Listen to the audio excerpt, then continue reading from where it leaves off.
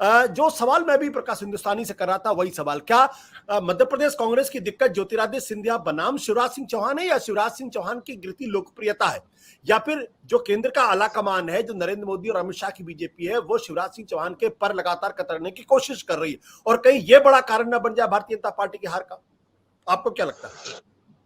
आशुतोष जी, जैसा कि अभी प्रकाश जी ने कहा, असल बात यह है कि भारतीय जनता पार्टी का जो स्वरूप है 2018 के मुकाबले 2023 में बहुत कुछ बदल चुका है।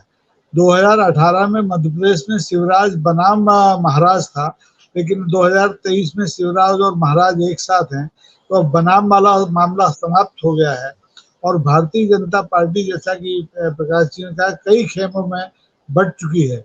भारतीय जनता पार्टी के जो संकट मोचक थे वो खुद भारतीय जनता पार्टी के लिए संकट पैदा करने वाले बन गए हैं।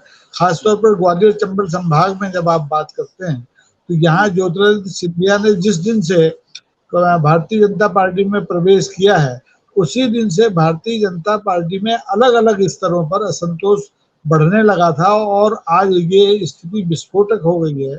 लोग खुलकर कहने लगे हैं कि सिंधिया के आने की वजह से भारतीय जनता पार्टी का कार्यकर्ता हतोत्साहित हुआ है, और इसका खमियाजा आने वाले चुनाव में, खासतौर पर ग्वालियर चंबल का जो सीमावर्ती इलाका है, यहाँ से कि करीबन 34 विधानसभा सीटें आती हैं, यहाँ भारतीय जनता पार्टी को भुगतना पड़ेगा आज तो।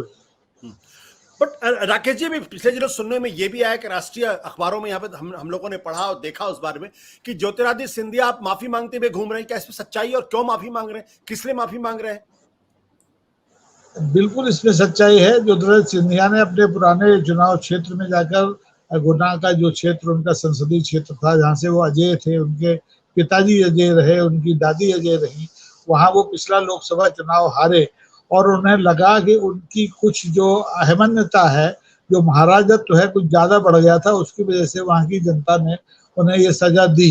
तो ये एहसास उन्हें हो रहा है, और वो माफी इसलिए भी मांग रहे हैं कि वो इस समय भी, इस आने वाले चुनाव विधानसभा में भी और 2024 के लोकसभा चुनाव में भी पुराने संसदीय क्षेत्र में जाने से डर रहे हैं, और उन्हें लग रहा है कि यहाँ की जनता ने उन्हें माफ नहीं किया है, क्योंकि इस समय जो गुना से सांसद हैं भारतीय जनता पार्टी के, वे खुद सवाल उठा रहे हैं सिंधिया के माफीनामे पर कि आज भाई इसकी क्या जरूरत है, आप क्यों माफी मांग रहे हैं, आप माफी मांगकर भारतीय जनता पार्टी को लांछित कर रहे हैं क्या?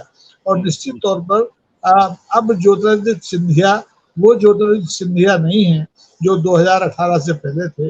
अब वो भारतीय जनता पार्टी में आने के बाद उनका रंग भी बदला है, उनका चोला भी बदला है, उनके स्वर बदले हैं, और ये स्वर जो कभी आदेशात्मक होते थे, जो कभी महाराजत्व का प्रतिनिधित्व करते थे, अब वो माफीनामे तक आ गए। बट एक और सवाल आपसे, उसके बाद मैं कार्तिकेय बत्रा के पास जाता हूं। राकेश जी, क्या ज्योतिरादित्य सिंधिया ने कांग्रेस पार्टी छोड़कर गलती की क्या?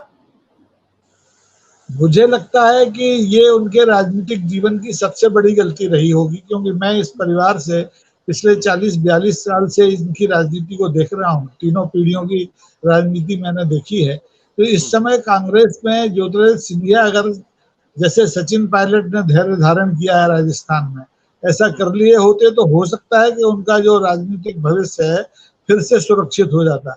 भारतीय जनता पार्टी के संस्कारों को ग्रास्प करना, उनको ग्रहण करना ज्योतिरादित्य सिंधिया के लिए आसान नहीं है। वो कोशिश करते हैं आम कार्यकर्ता बनने की, लेकिन जैसे ही महल में प्रवेश करते हैं वो महाराज हो जाते हैं, और वहां उनका जो भारतीय जनता पार्टी का आम कार्यकर्ता है, प्रवेश करने में संकोच पिछले 3 साल से कर रहा है। बहुत कोशिश की, लेकिन वो सफल नहीं हो पाया महाराज को अपना महाराज मानने में।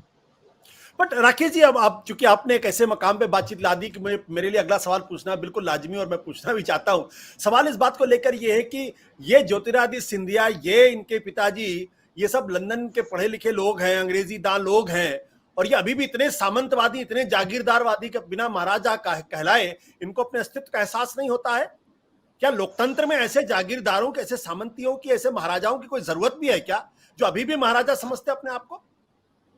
देखिए, लोकतंत्र में महाराजाओं की जरूरत तो आजादी के बाद से कभी रही नहीं थी, लेकिन जितने भी राजनीतिक दल सत्ता में आए उन्होंने इन राजा महाराजाओं और सामंतों के जरिए ही अपनी स्थिति को मजबूत किया।